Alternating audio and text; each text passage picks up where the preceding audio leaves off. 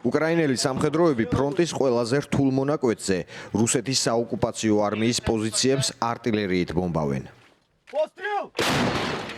ეს სწორედ იმ დროს ხდება, როდესაც ამერიკის შეერთებული შტატების 47 პრეზიდენტი დონალდ ტრამპი უკვე ოფიციალურად დაბრუნდა თეთრ სახლში.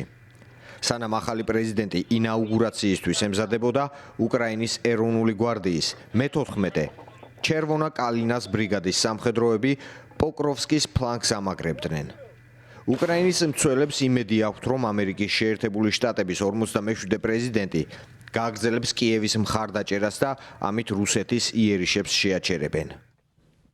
ახალი პრეზიდენტის არჩევას ყოველთვის თან ახლავს ცვლილებები, განსაკუთრებით კი ისეთ გავლენიან სახელმწიფოში, როგორიც შტატებია. აუცილებლად ყველა ვარიანტში იქნება ცვლილებები, მაგრამ ვერავინ იწინასწარმეტყველებს თუ რა იქნება. რა თქმა უნდა, გვირჩევნია, რომ ჩვენ სასიკეთოდ იყოს ცვლილება. მოწინააღმდეგე გვიტევს დიდი ძალით, დიდი რაოდენობის ქვეითი ძალითა და აღჭურვილობით. იმისთვის, რომ ეს შევაჩეროთ, გვჭირდება იარაღი, ჩვენ გვჭირდება ტყვია-წამალი. იმედი მაქვს, ამერიკა გააგრძელებს მხარდაჭერას ომში, ისე როგორც დაგვპირდა.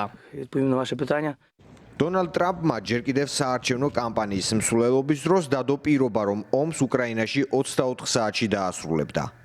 ინაუგურაციამდე პერიოდში კი შეცვალა ვადები და განაცხადა, რომ მშვიდობის დამყარება 6 თვეში იქნება შესაძლებელი. თუმცა კიტ კელოგმა უკრაინისა და რუსეთის საკითხებში სპეციალური წარმომადგენლის თანამდებობაზე ტრამპის მიერ დასახელებულმა კანდიდატმა აღნიშნა, რომ შეთანხმების მიღწევა 100 დღეშია შესაძლებელი. ამერიკის შეერთებული შტატების 47 პრეზიდენტმა ინაუგურაციის შემდეგ განაცხადა. მე უნდა ვესაუბრო პრეზიდენტ პუტინს. ჩვენ მოგვიწევს გავარკვეთ. ის ვერ იქნება აღფრთოვანებული. ის არც ისე კარგად იქცევა.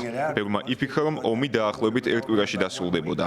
ახლა კი ვხედავთ, რომ მესამე წელია გრძელდება. ასე რომ პუტინი ვერ იქნება კმაყოფილი. შეუძლებელია ამის გამო ის კარგად გრძნობდეს თავს. ზელენსკის უნდა შეთანხმება. არ ვიცი, იგივე უნდა თუ არა პუტინს.